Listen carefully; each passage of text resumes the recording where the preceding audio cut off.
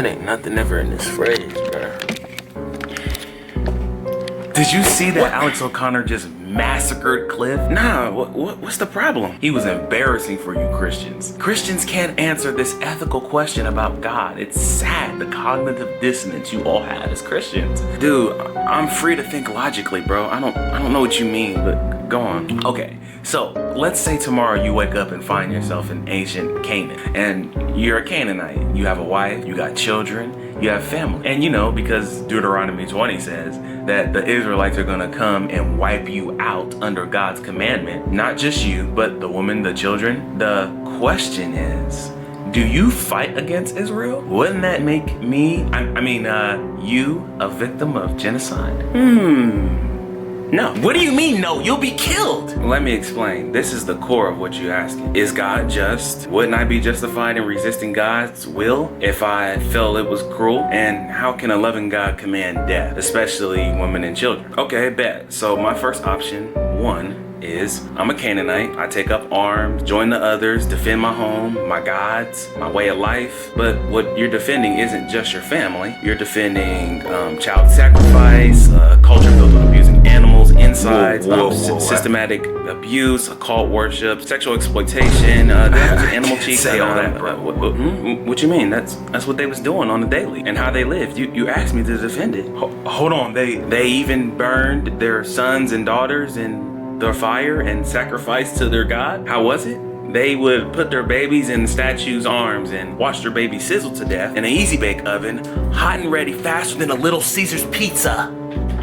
And the villagers would beat their drums extremely loud while there was going on so that the parents wouldn't have to hear the screams of the babies.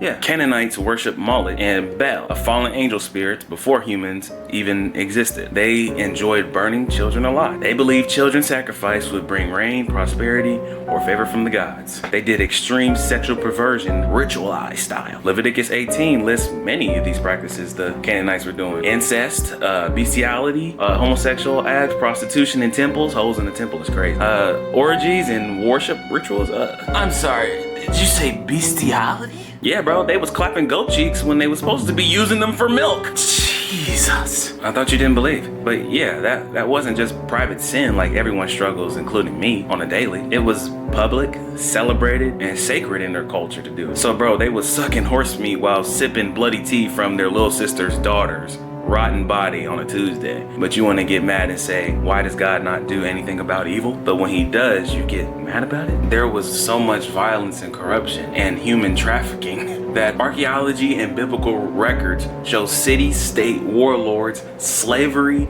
sexual enslavement of women and children. Canaanite culture had become so toxic, God called it polluted and said the land itself would vomit them out. Wow, I didn't know they did all that, but he can't just forgive them like he does everyone else. God is all loving, right? He gave them 400 years to repent. He said the sin of the Amorites has not yet reached its full measure. Okay, God waited 400 years before judging them. He was patient, but eventually justice had to come, just like with Sodom and even the whole world in Noah's time. So was it genocide? No, it was judgment against a culture so evil, it was destroying human life at every level possible. God warned them through signs. He even spared those who turned to him, like Rahab and Jericho. He wasn't wiping out innocent people. He was stopping a cycle of generational evil. Okay?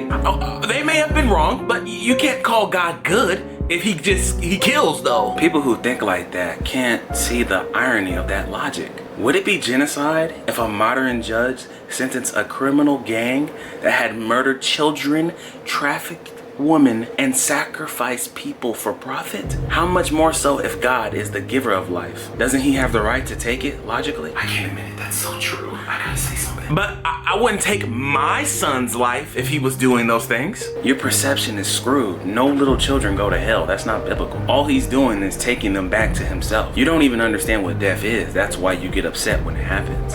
If God's the author of life, he has the right to take it back to him logically, not you, because you're not the author of life itself. Children not knowing good from evil, you little ones, and your children, who today have no knowledge of good or evil, they shall go in to the promised land. Here's option 2 I would have, like Rahab, the prostitute of Jericho. She had the same warning I would have in Canaan. We have heard how the Lord dried up the water of the Red Sea. Our hearts melted in fear. But instead of fighting, she sided with God and was saved. She didn't have a Torah, bro. No Bible, no book in sight. She didn't grow up Christian.